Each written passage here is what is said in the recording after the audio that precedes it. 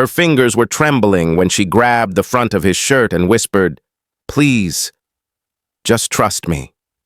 But the senior man she'd grown to care about stared back with this mixture of confusion and hurt, and in that moment, everything she'd carefully planned was seconds away from exploding. Before we start, tell me in the comments, where are you watching from and how old are you? And let me ask you something right now. If a billionaire woman pretended to be a driver just to find a genuine husband, and her lie actually brought her closer to real love, would you forgive her or walk away? Because what you're about to hear is the moment her secret started slipping through her fingers, all because someone recognized her face when she thought she was fully hidden. Her name was Lillian Graves, 60 years old, elegant, sharp, and owner of a transportation empire. A woman whose life was measured in contracts, jets, and boardrooms, but whose heart had been empty for so long she stopped believing anyone could ever love her without the glow of her wealth. So when she overheard two of her own employees gossiping that real love doesn't exist for rich people, something in her cracked. She needed to know. She needed to find out if love could exist without the money. And that's how the most reckless idea of her life began. She would go undercover as a simple driver for one of her own ride services, wearing thrift store clothes, hair tied back, no makeup, identity completely hidden. But there was one rule. She wouldn't pick random passengers. She wanted to pick older men who weren't flashy, who maybe had lived enough life to know what truly mattered. She wanted someone kind, someone grounded, someone whose values weren't for sale. She didn't know if such a man even existed anymore. But on a quiet Tuesday morning when a booking came in for a 72-year-old retired history teacher named Walter Stone, something inside her said, "This one. Take this one." When he first stepped into the car, Walter apologized for moving slowly because of his knee. His voice was soft, but warm. And unlike most passengers who stared at their phones, Walter began asking about her day, her work, her dreams. No one had asked Lillian about her dreams in years. She caught herself smiling at him through the rearview mirror, which shocked her because she didn't plan on feeling anything. But the way he spoke, calm, honest, gentle, felt like sunlight she didn't know she'd been missing. Over the next few weeks, Walter kept requesting her specifically. He said he liked her driving, her conversation, her kindness. She told him her name was Lily, leaving out the part where she actually owned the entire fleet. And Walter, he told her things she didn't expect. He talked about his late wife, about how he spent mornings feeding birds in his backyard, about how he missed having someone to laugh with. And as she listened, her chest would tighten with guilt, because he thought she was this simple, hard-working driver just trying to make ends meet. And in that lie, she found comfort she didn't know she needed. One day, she drove him to a small community center where he volunteered. When she asked why he still volunteered at his age, he smiled and said, "Because if we stop giving to the world, we stop living in it."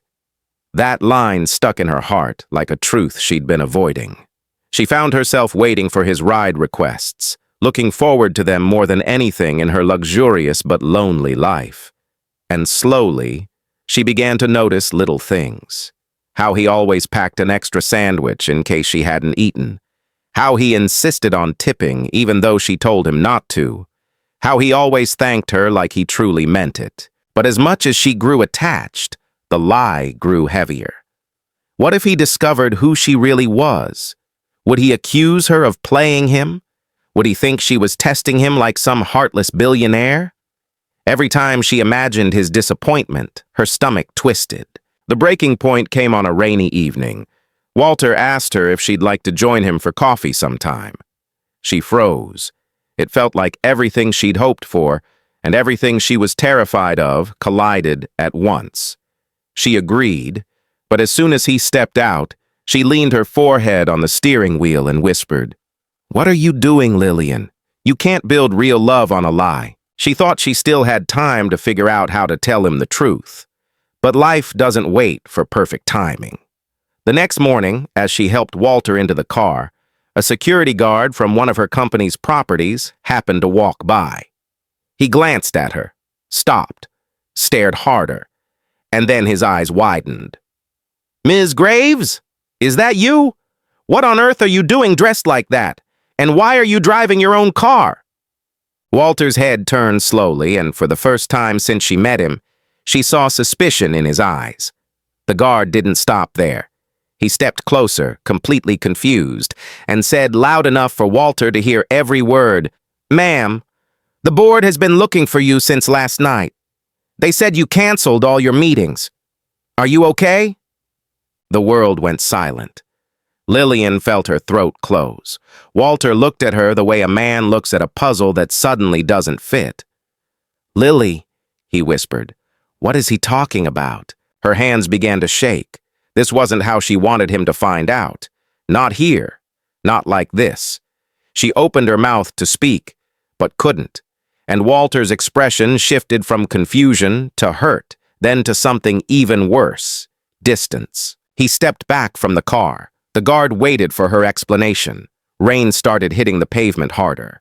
Lillian's heart pounded so loudly she could hear it in her ears. She finally forced out one trembling sentence. "Walter, I'm not who you think I am." He stared at her, silent, waiting. And just when she gathered the courage to continue, he said quietly, "Then who are you?" She swallowed, terrified, knowing everything depended on what she said next. Her breath fogged in the cool morning air as she opened her mouth, but the truth felt too big to force out in one piece. Walter stood there with rain gathering on his coat, his eyes fixed on her like he was bracing himself for a blow he couldn't yet name. She finally whispered, "My real name is Lillian Graves." The guard nodded as if confirming it, but Walter's face didn't move. His silence hurt more than anger ever could. She stepped forward, hesitantly, as if nearing a frightened bird. "I never meant to deceive you. I just needed to know if anyone could care about me without the money, without the name." Her voice cracked, trembling like her hands. "I didn't expect to meet you. I didn't expect you to matter this much to me." Walter inhaled slowly, the way people do when they're buying time to protect their heart. "So all this time," he finally said, "you were testing me?" His voice wasn't loud. It was worse than loud. Soft, disappointed, wounded.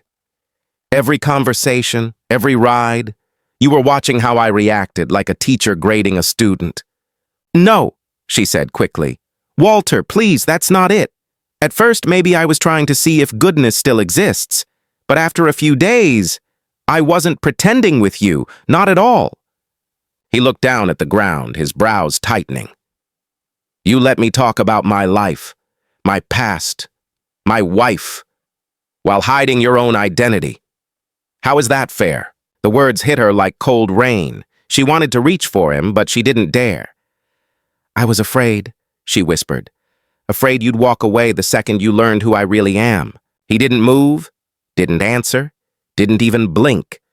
And that quiet, heavy pause made her realize something heartbreaking. Trust doesn't shatter loudly. Sometimes it just goes still. The guard, awkward and unsure, murmured, "Ma'am, should I call the car for you?" She waved him off. This moment wasn't about being a billionaire. It was about the one man she wished she'd met honestly. Then Walter stepped back. Just one step, but it felt like an entire world slipping away. "I need time," he murmured. "I don't know what to think right now." And he turned to leave. Her heart lurched. She reached to stop him, her hand catching the sleeve of his coat, but he gently pulled free. "Please," she begged, her voice breaking. "Let me explain everything. Just give me one conversation. One chance." Walter paused at the curb. He didn't turn fully around. "A conversation starts with truth. You didn't give me that." And then he walked away, his figure growing smaller in the rain, until she couldn't see him through the blur of her own tears. That night, Lillian sat alone in her penthouse, a place that used to feel powerful, now feeling like a cold museum of things she didn't even want. She kept replaying every moment with Walter, his soft laugh, the way he leaned forward when something interested him, the kindness in his eyes that she feared she had broken forever. She whispered into the empty room, "I ruined it. I ruined the only real thing I've had in years." But love, she realized, wasn't something you just give up on when it scares you. The next morning, she got into the same car she'd driven him in, still wearing the same plain clothes. She drove to the community center where he volunteered, her heart racing so fast she could hardly breathe. When she saw him through the window, arranging books on a shelf, she froze. He looked calm, steady, like he always did. But she also saw something in his posture, distance, hurt. She pushed the door open slowly and stepped inside. The room smelled like old paper and fresh coffee. Walter looked up, and for a second, neither of them moved. "I shouldn't have come without asking," she said quietly, "but I need to finish the truth I started." He didn't ask her to leave, so she walked closer. "I didn't go undercover to trick anyone. I went because I was lonely and ashamed of it. People treat me like a trophy or a contract or a transaction. I forgot what real human connection even felt like. And then you sat in my car and asked about my day. You made me feel seen." Her eyes filled again. "I didn't know how to tell you without losing you." Walter crossed his arms, not in anger, but in self-protection. "Lillian, do you know how small it made me feel? A billionaire pretending to be a driver, with me talking about scraping together retirement savings? I feel like a fool." "You're not a fool," she said immediately. "You're the only person I've met in years who cared about me without wanting anything. That's why I fell for you." The words came out raw and trembling. "I fell for you, Walter. Not as Lillian Graves, billionaire. As Lily, the woman who couldn't wait to drive you every morning." He looked at her then. Really looked. His eyes softened, but doubt still lingered. "And if I walked away right now?" he asked. She swallowed hard. "Then I'd let you, because love isn't something you trap. It's something you earn, and I know I have to earn your trust back." Silence hovered between them, a long one, a heavy one. Finally, Walter stepped closer, his voice gentle but cautious. "If I ask you something, will you answer honestly?" "Yes, always." "When you said you wanted to have coffee with me, was that real? Or part of your plan?" She didn't blink. "Real, every bit of it." Walter exhaled slowly, almost shakily. Then he did something she didn't expect. He pulled a small folded piece of paper from his pocket. "I wrote your name down," he said softly. "Lily. I was going to give you my phone number at that coffee. I haven't done that with anyone since my wife passed." Her breath caught. "But now," he said, voice trembling, "I don't know if I'm ready to start something with someone who had to pretend to meet me." Her heart sank, but she stayed steady. "Tell me what you need, Walter. I'll wait. I'll listen." He hesitated, then said, "If you truly want to rebuild this, start by showing me your real life. Not the disguise, not the penthouse. Show me who you are when you're not pretending for anyone." She nodded, overwhelmed. "I can do that. I want to do that." Walter studied her face for a long moment, and then, finally, he offered a small, cautious smile.